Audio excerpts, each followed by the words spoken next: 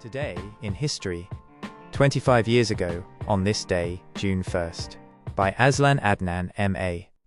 25 years ago, on this day, June 1st in 2001, a tragedy unfolded at Narayan Hiti Palace in Nepal that would change the country forever. Crown Prince Dipendra, heir to the Shah dynasty, opened fire during a royal dinner, killing his father, King Birendra, his mother, Queen Aishwarya, and several other relatives. The massacre was driven by the royal family's refusal to accept Dipendra's love for Devyani Rana, a woman from an Indian aristocratic family. Although she held a minor aristocratic status, the Nepalese royal family deemed the marriage unacceptable due to caste boundaries and her Indian background. After the massacre, Dipendra was briefly declared king while in a coma but died 4 days later. His uncle, King Gyanendra, ascended the throne, but the royal family's public trust was shattered. This event was not an isolated tragedy, but a turning point in Nepal's political history. In the 1990s, growing public discontent had been brewing. Decades of authoritarian rule by the Shah dynasty had led to stark inequality, while promises of democracy remained unfulfilled. This discontent gave rise to the Maoist insurgency in the mid-1990s. The Maoists, inspired by Marxist-Leninist ideology, sought to dismantle the monarchy and create a socialist republic. Their armed struggle gained momentum, drawing rural support and widening the gulf between the monarchy and ordinary citizens. By 2005, the monarchy, sensing its legitimacy crumble, took a drastic step. Gyanendra dismissed the elected government, dissolved parliament, and declared a state of emergency in February 2005. This attempt to centralize power was met with fierce resistance. By April 2006, a massive popular uprising, known as the Jana Andolan II, erupted. Hundreds of thousands of protesters flooded the streets, and major political parties joined the movement. Faced with mounting pressure, Gyanendra reinstated parliament on April 24, 2006, and relinquished his direct rule. However, the damage was done. The public no longer saw the monarchy as a neutral, stabilizing force. In the aftermath, negotiations between the monarchy and political parties led to the formal abolition of the monarchy on May 28, 2008. Nepal was declared a federal democratic republic, ending 239 years of Shah rule. Gyanendra accepted the outcome and lives the rest of his life in relative obscurity as a private citizen. The repercussions of this shift continue to reverberate in Nepali society. Unresolved trauma, distrust of the state, and a demand for accountability still shape the nation's political landscape.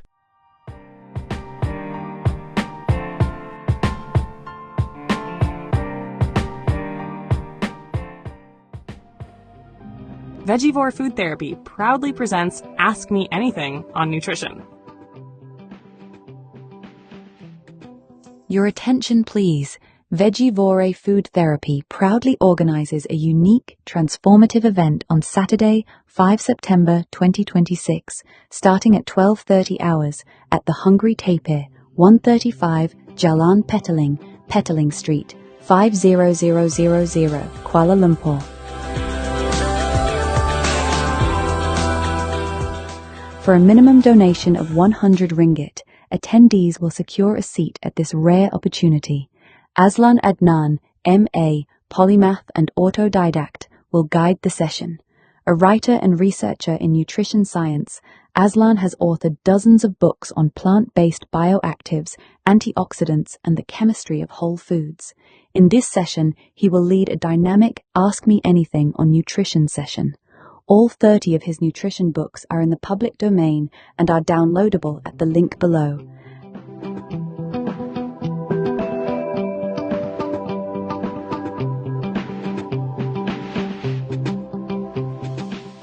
Attendees must read these books in advance and come prepared with their questions.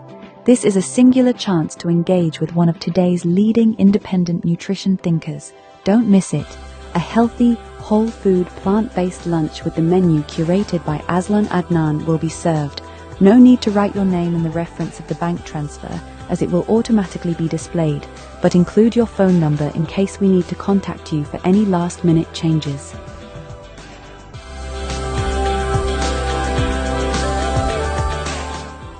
We will also celebrate Aslan's 68th birthday.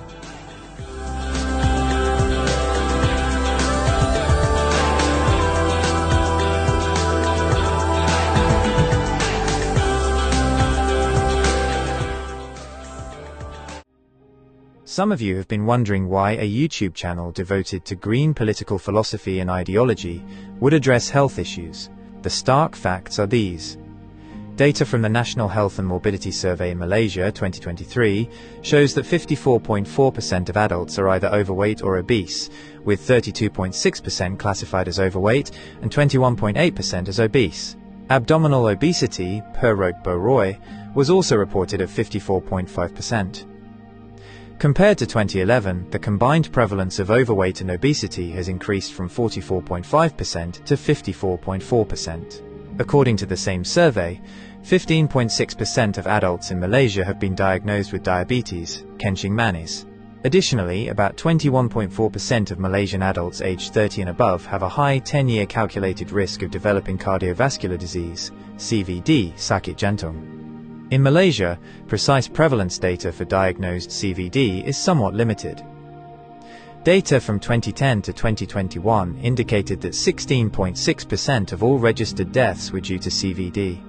A 2015 survey found that 14.1% of working-age adults had diabetes, 24.5% had hypertension, and 45.9% had high cholesterol.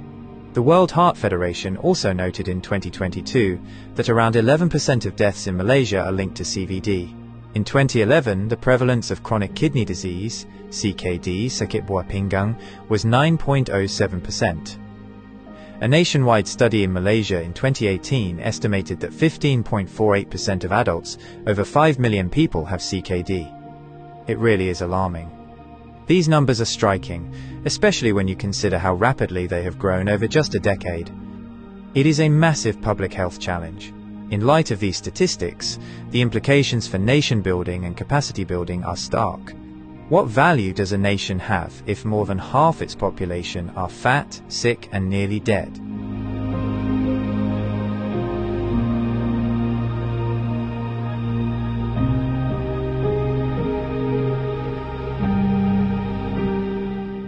It is for this reason that I've written more than 30 books on health and nutrition and put them all in the public domain. Why nutrition? Because nutrition is the single biggest factor and lowest hanging fruit we can address to improve our health. 80% of our health is influenced by nutrition, which is our biggest exposure to the environment. The others are genetics, at 5%. But even with genetics, the emerging science of epigenetics shows how we can switch off bad genes and switch on good ones with nutrition. The remaining 15% relate to other lifestyle factors, including sleep, meditation, relationships, air quality, and so forth.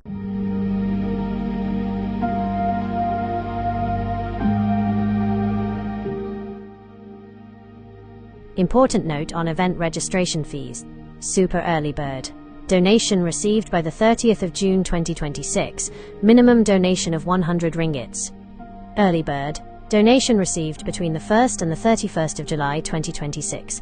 Minimum donation of 150 ringgits. Normal registration. Donation received between the 1st and the 31st of August 2026. Minimum donation of 200 ringgits. Late registration. Donation received between 1st to 5th September 2026. Minimum donation of 500 ringgits. All proceeds after deducting third-party costs will go towards Azlan Adnan's various ongoing eye treatments to hopefully reverse or at least arrest his macular degeneration, cataracts, photophobia, mydriasis, dry eyes, and etc. This is mission critical as, if his vision fails, he'll no longer be able to produce, edit, or upload videos. Your voluntary contributions and donations are a critical success factor. As such, your generosity, empathy, compassion, and kindness are well and truly appreciated. We thank you in advance for your invaluable help and assistance in making this event a resounding success.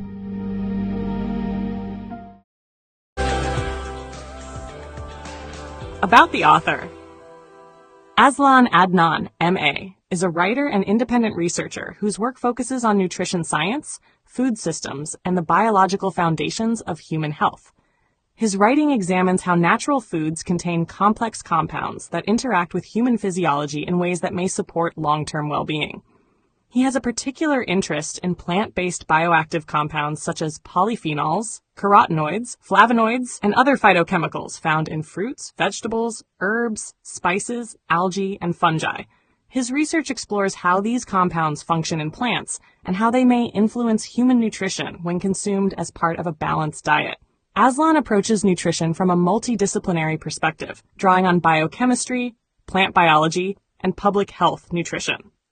His work aims to translate complex scientific concepts into clear explanations so that readers can better understand the nutritional value of everyday foods. He is the author of several books examining natural sources of antioxidants and other dietary compounds. Author of the Antioxidant series, Antioxidants in Herbs and Spices, Antioxidants in Algae, Microalgae, and Fungi, Antioxidants in Fruits and Vegetables, Antioxidants in Nuts and Seeds, Antioxidants in Berries.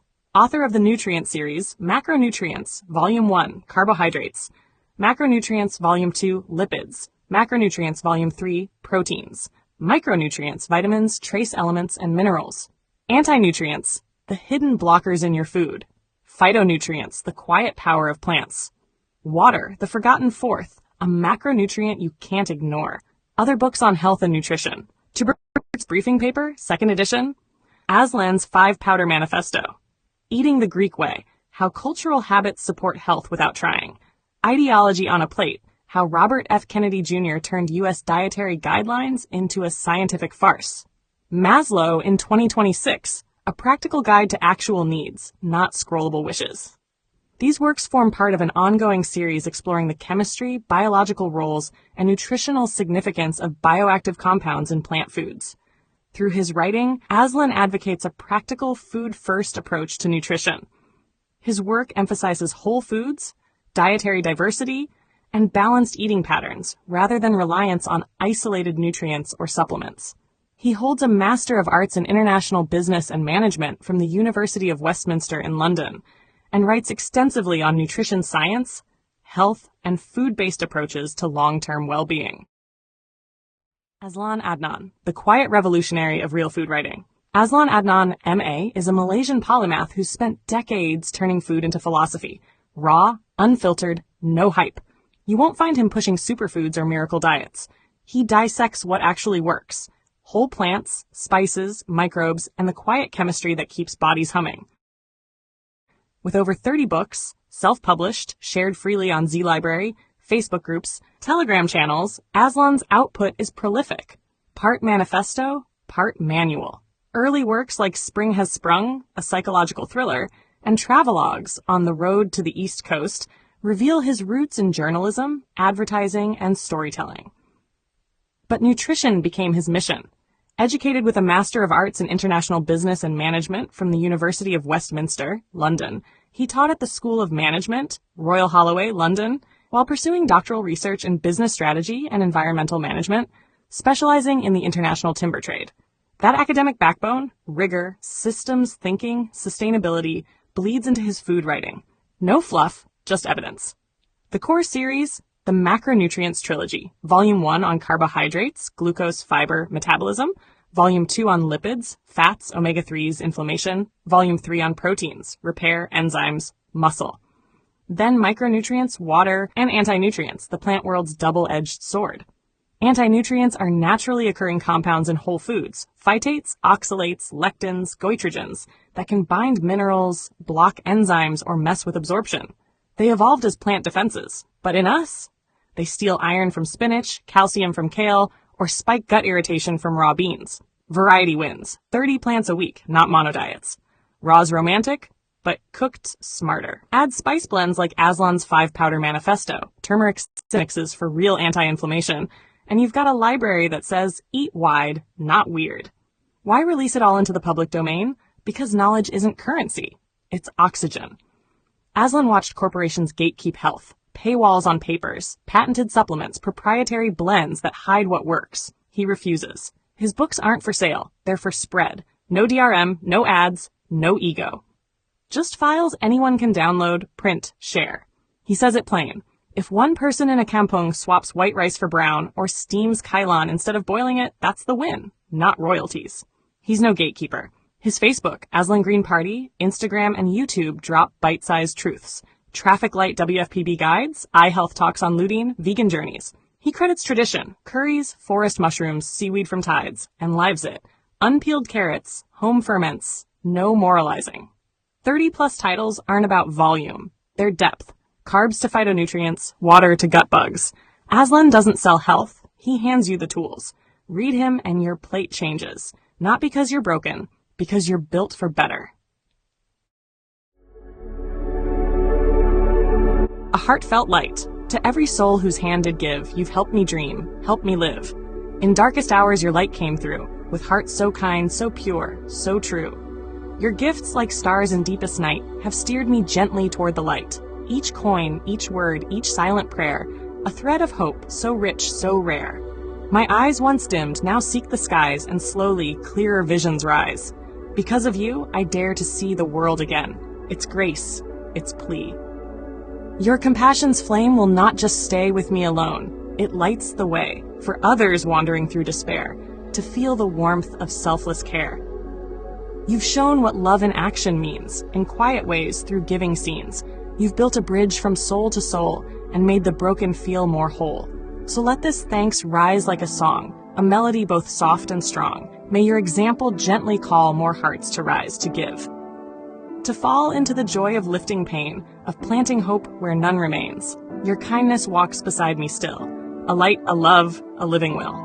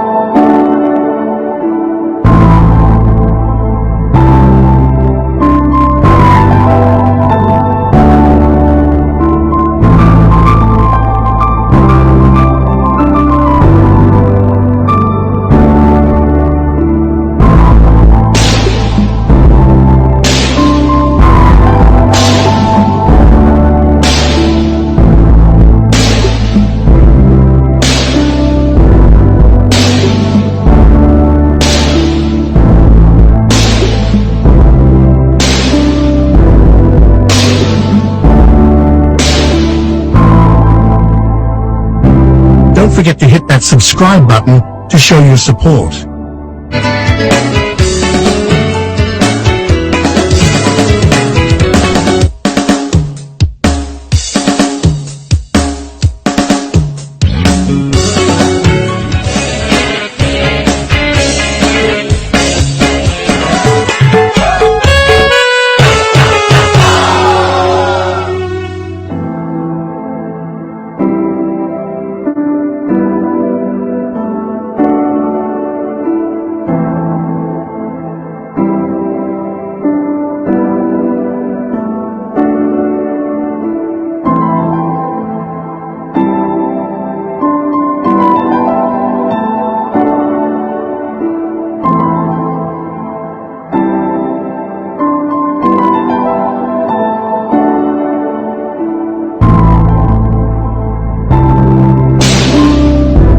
share your thoughts in the comments below. Don't forget to like this video and subscribe to our channel to show your support.